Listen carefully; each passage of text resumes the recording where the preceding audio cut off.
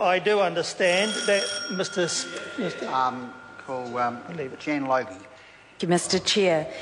I would now like just to take this chance to address some of the responses to our SOP, where the Minister justified this and said it couldn't be used in effect to hide discrimination because it was optional and people would have the ability to opt out of it.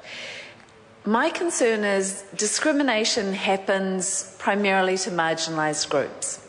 Marginalised groups are the least likely to be able to stand up and step out of what is seen as the standard pathway because of the fear of discrimination on the basis of just doing that. On that basis, I really do not believe that the opt-out clause in this is going to protect those people. We've also heard from my colleague Trevor Mallard saying, well, it's an offence already. Discrimination, it's an offence already, this isn't going to make a difference. Well, my point is that employers currently have to ask questions to find out that information, and you can use those questions as evidence in taking a case of discrimination. This bill will mean those employers won't have to ask those questions and you will have no evidence that you have been discriminated against.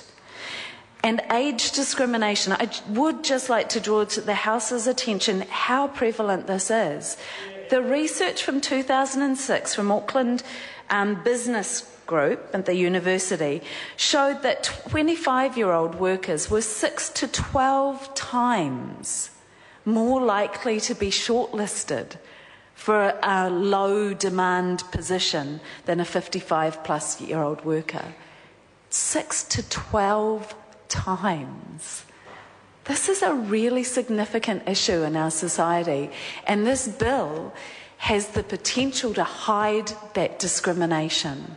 I don't think that's good enough. When also Mr. Mallard said, and, taking an issue that is incredibly dear to my heart is the protecting victims of sexual abuse. To take that case and say, well, we've had this evidence of a school teacher going from school to school and changing identity.